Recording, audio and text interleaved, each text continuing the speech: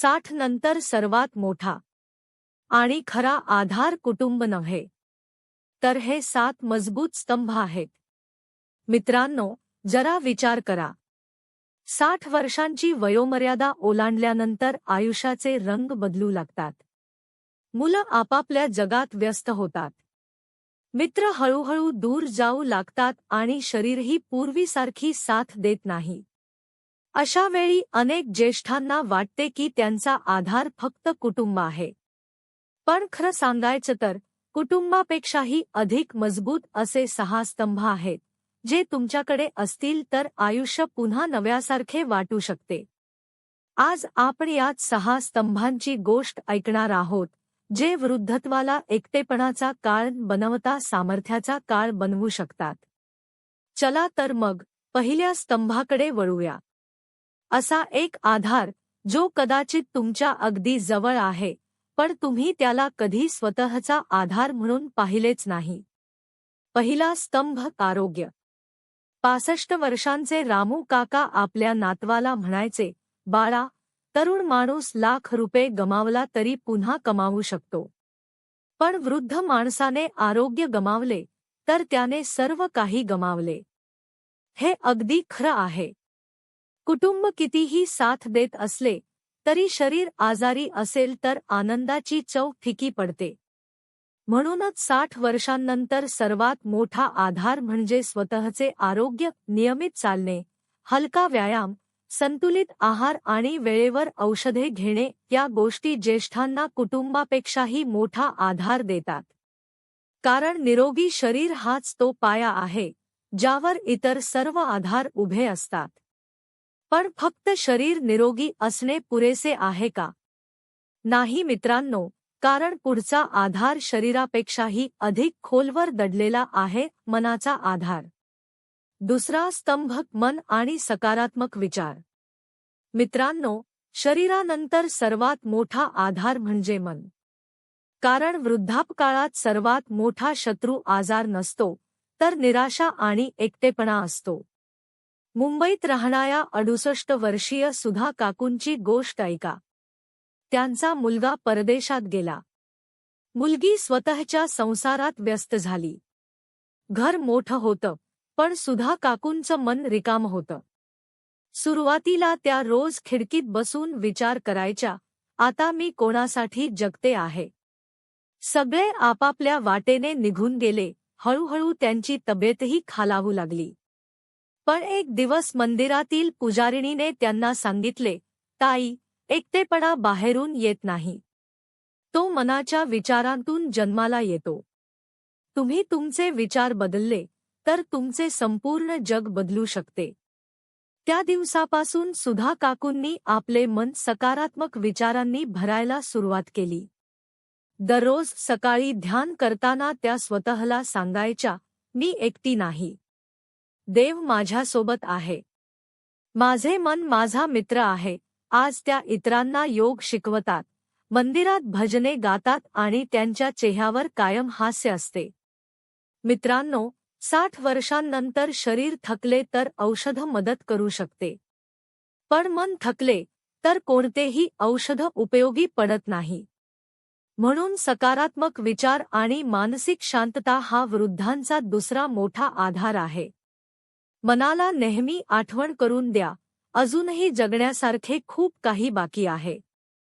पण मित्रांनो, निरोगी शरीर आणि मजबूत मनानंतर जर एखादी गोष्ट ज्येष्ठांच्या आयुष्यात नवा उत्साह आणत असेल, तर तो आहे तिसरा स्तंभ. जो ना शरीर आहे, ना मन, तर आत्म्याशी असलेला एक गाढ संबंध आहे. तिसरा स्तंभ अध्यात्म आणि श्रद्धा.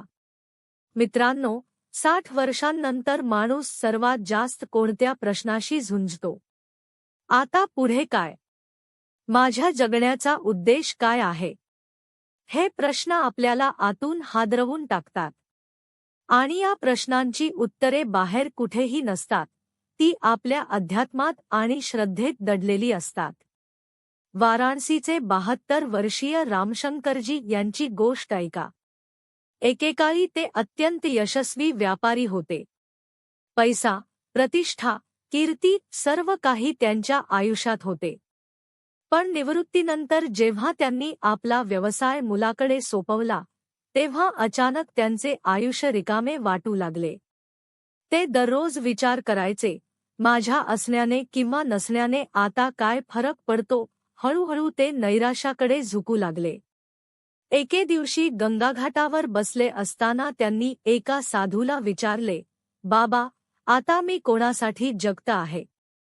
साधू हसले आणि म्हणाले, बाळा, आतापर्यंत तू स्वतःसाठी जगत होतास. आता देवासाठी जगायला सुरुवात कर. प्रत्येक श्वासात त्यांचे नाव घे, प्रत्येक दिवसाला त्यांची सेवा समज.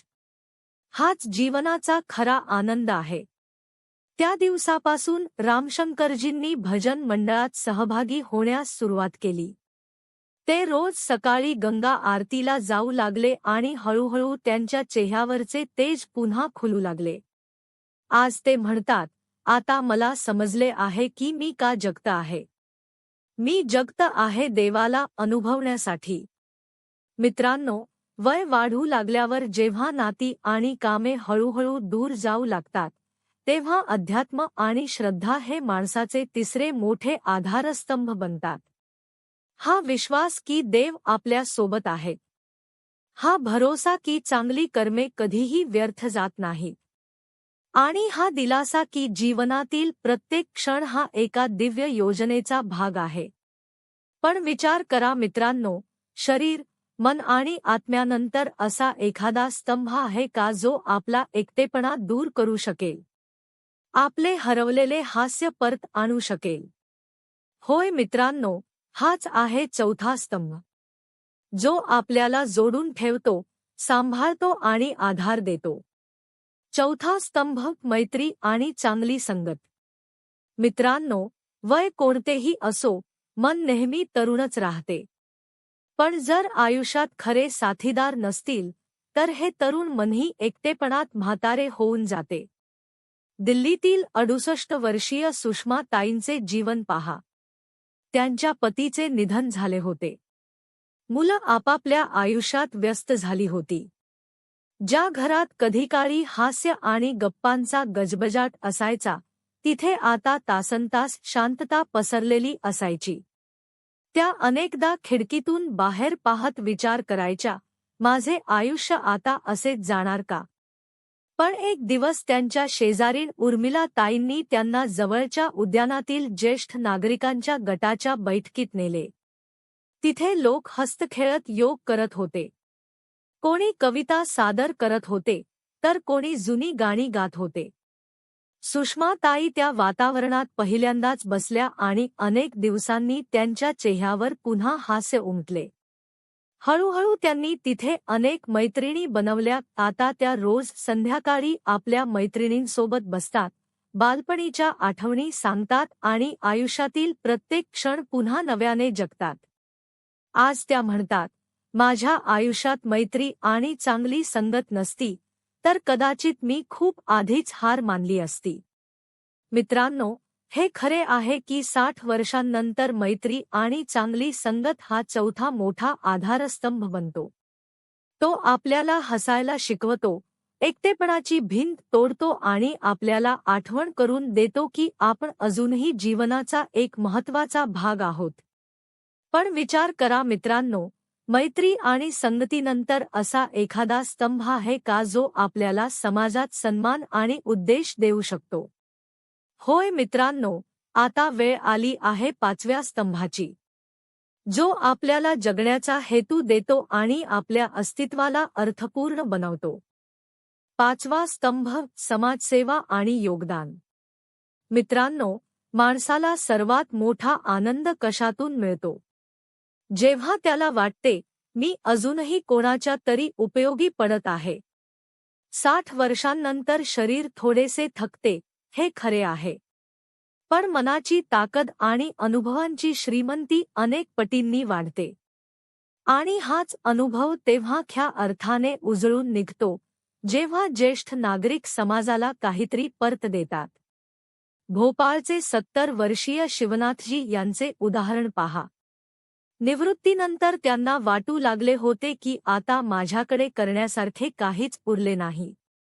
ते दिवसभर एकटे बसून वर्तमानपत्र वाचत असत, पण त्यांच्या मनात एक पोकळी होती. एके दिवशी त्यांच्या परिसरातील एका लहान मुलाने त्यांना गणिताचा एक प्रश्न विचारला. शिवनाथजींनी त्याला अतिशय प्रेमाने समजावून सांगितले. त्या मुलाच्या डोळ्यांतील चमक पाहून त्यांना आठवले, मला तर कधीकाळी एक चांगला शिक्षक व्हायचे होते. त्या दिवसापासून त्यांनी दर संध्याकाळी परिसरातील मुलांना शिकवण्यास सुरुवात केली. मूल त्यांना प्रेमाने दादाजी टीचर म्हणू लागली. आज शिवनाथजी म्हणतात, मला वाटत होते की माझे आयुष्य संपले आहे. पण खरे आयुष्य तर आता सुरू झाले आहे. आता मी मुलांच्या स्वप्नांचा एक भाग बनलो आहे. मित्रांनो, हे खरे आहे की 60 वर्षांनंतर समाजसेवा आणि योगदान हा पाचवा मोठा आधारस्तंभ बनतो. जेव्हा आपण आपले ज्ञान, वेळ आणि अनुभव इतरांसोबत वाटतो, तेव्हा आपल्याला जीवनाचा खरा उद्देश सापडतो. यामुळे आपल्याला अंतर्मनातून समाधान मिळते आणि अभिमानाची भावना निर्माण होते. पण विचार करा मित्रांनो, कुटुंब, आत्मनिर्भरता, अध्यात्म, मैत्री आणि समाजसेवा यानंतरही असा एखादा स्तंभ आहे का जो आपल्याला आतून जोडतो, जो आपले मन हलके करतो आणि नातेसंबंध अधिक दृढ बनवतो? होय मित्रांनो, हाच आहे सहावा स्तंभ, जो जीवनातील प्रत्येक आनंद आणि दुःख यामध्ये संतुलन निर्माण करतो. सहावा स्तंभ, भावनिक अभिव्यक्ती आणि संवाद. मित्रांनो, माणूस कितीही मजबूत असला तरी जर तो आपल्या भावना मनातच दडवून ठेवत असेल, तर हळूहळू तो आतून तुटू लागतो. 60 वर्षांनंतर तर हे अधिक महत्त्वाचे बनते की आपण आपल्या मनातील गोष्टी व्यक्त कराव्यात, आपले सुखदुःख वाटून घ्यावे आणि नात्यांना संवादातून जिवंत ठेवावे. जयपूरच्या 65 वर्षीय सुनीता ताईंची गोष्ट ऐका. त्यांच्या पती निवृत्तीनंतर नेहमी शांत आणि गप्पगप्प राहू लागले. घरात मुलं आणि नातवंड सगळे होते, पण त्यांच्या मनावरील ओझं कोणीच समजू शकत नव्हतं. सुनीता ताई रोज त्यांच्याशी बोलण्याचा प्रयत्न करायच्या, पण ते नेहमी म्हणायचे, आता बोलण्यासारखे उरलेच काय आहे. हळूहळू त्यांची तब्येतही खालावू लागली. तेव्हा सुनीता ताईंनी धाडस केले. एक दिवस त्यांनी त्यांच्या हातात हात घेऊन सांगितले, तुमच्या मनात जे काही आहे ते बोला. राग असो, भीती असो किंवा एखादा पश्चात्ताप असो, मी ऐकेन. त्या दिवशी त्यांचे पती रडू लागले. अनेक वर्षांचा साचलेला त्रास, वेदना आणि अपूर्णतेची भावना अश्रूंमधून बाहेर पडली. पण त्याच दिवसापासून त्यांच्या नात्यात पुन्हा गोडवा आला. आता ते रोज संध्याकाळी एकत्र बसून गप्पा मारतात. कधी जुन्या आठवणींवर बोलतात, कधी भविष्याची चिंता व्यक्त करतात आणि कधी फक्त एकमेकांच्या सहवासाचा आनंद घेतात. मित्रांनो, 60 वर्षांनंतर भावनिक अभिव्यक्ती आणि संवाद हा सहावा मोठा आधारस्तंभ बनतो. जेव्हा आपण मनातील गाठी सोडवतो, तेव्हा मनावरील ओझे हलके होते. जेव्हा आपण दुसऱ्यांचे ऐकतो आणि आपल्यालाही कोणी ऐकून घेते, तेव्हा हृदये जोडली जातात. आणि हाच भावनिक जोड जीवन अधिक सुंदर, हलके आणि अर्थपूर्ण बनवतो. पण मित्रांनो, या सर्व स्तंभांनंतरही एक शेवटचा स्तंभ उरतो, जो कुटुंबापेक्षाही अधिक मजबूत असतो, जो प्रत्येक परिस्थितीत आपल्याला आधार देतो आणि जीवनाच्या शेवटच्या क्षणापर्यंत आपल्याला सांभाळून ठेवतो. तुम्ही त्या अंतिम आणि सर्वात गहन स्तंभाबद्दल जाणून घेण्यासाठी तयार आहात का? सातवा आणि अंतिम स्तंभ, आत्मस्वीकृती आणि संतोष. मित्रांनो, आयुष्यातील सर्वात मोठा संघर्ष कोणता असतो? इतरांशी भांडण नाही, परिस्थितीशी झुंज नाही, तर स्वतःला स्वीकारणे हा सर्वात मोठा संघर्ष असतो. 60 वर्षांनंतर जेव्हा आपण मागे वळून पाहतो, तेव्हा अनेक गोष्टी मनाला टोचू लागतात. एखादे नाते जपतान आल्याची खंत, एखादे अपूर्ण स्वप्न किंवा एखादी चूक जिचा पश्चात्ताप वर्षानुवर्षे मनात राहिला. पण हाच तो काळ असतो, जेव्हा आपल्याला सर्वात महत्त्वाच्या आधाराची गरज असते. आत्मस्वीकृती आणि संतोष. लखनौचे 75 वर्षीय गोविंदजी यांची गोष्ट पहा. त्यांनी संपूर्ण आयुष्य कष्ट केले, पण मुलाच्या शिक्षणाकडे पुरेसे लक्ष देता आले नाही, अशी त्यांची भावना होती. आजही त्यांना वाटत असे की माझ्यामुळेच माझा मुलगा डॉक्टर बनू शकला नाही. या अपराधी भावनेने त्यांना आतून पोखरून टाकले होते. पण एक दिवस त्यांच्या मुलानेच त्यांना सांगितले, बाबा, जर तुम्ही रोज घाम गाळून आमचा सांभाळ केला नसता, तर मी आज जे काही आहे ते कधीच बनू शकलो नसतो. तुम्ही अपयशी नाही, तर माझ्या यशामागचे सर्वात मोठे कारण आहात. त्या दिवशी गोविंदजींनी प्रथमच आपल्या अश्रूंमधून मनावरील ओझे वाहून जाऊ दिले. त्यांनी स्वतःला माफ केले आणि आयुष्याचा मनापासून स्वीकार केला. आज ते म्हणतात, संतोष म्हणजे फक्त आपल्याकडे जे आहे त्यात समाधान मानणे नाही. संतोष म्हणजे मी जसा आहे तसाच पुरेसा आहे, हे मान्य करणे. मित्रांनो, हाच आहे 7वा आणि अंतिम स्तंभ. आत्मस्वीकृती आणि संतोष. जेव्हा आपण आपल्या आयुष्याचा स्वीकार तुलना करता, पश्चात्ताप बाळगता आणि तक्रारींशिवाय करतो, तेव्हाच आपण खऱ्या अर्थाने मुक्त होतो. हा स्तंभ आपल्याला अशी शांतता देतो, जी ना कुटुंब देऊ शकते, ना समाज आणि ना संपत्ती. तो आपल्याला स्वतःशी पुन्हा भेट घडवतो आणि हाच स्वतःशी झालेला मिलाप सर्वात खोल आणि मजबूत आधार ठरतो. तर मित्रांनो, हे होते 60 वर्षांनंतरच्या आयुष्याला आधार देणारे 7 स्तंभ. 1. कुटुंबाचे प्रेम. 2. आत्मनिर्भरता. 3. अध्यात्म आणि श्रद्धा. 4. मैत्री आणि चांगली संगत. 5. समाजसेवा आणि योगदान. 6. भावनिक अभिव्यक्ती आणि संवाद. 7. आत्मस्वीकृती आणि संतोष. हे 7ही स्तंभ एकत्र येऊन आपल्याला आधार देतात, जगण्याचे कारण देतात आणि आपल्याला आठवण करून देतात की वृद्ध होणे ही कमजोरी नसून जीवनाचे खरे सार समजून घेण्याची एक सुंदर संधी आहे. जर या गोष्टी तुमच्या मनाला स्पर्शून गेल्या असतील, तर हा व्हिडिओ नक्की शेअर करा, जेणेकरून प्रत्येक ज्येष्ठ नागरिकाला हे समजेल की तो एकटा नाही. त्याच्याकडे या 7 आधारस्तंभांचे बळ नेहमीच आहे. आणि हो मित्रांनो, अशाच हृदयाला स्पर्श करणाऱ्या आणखी व्हिडिओंसाठी आमच्या चॅनेलला सबस्क्राईब करायला विसरू नका.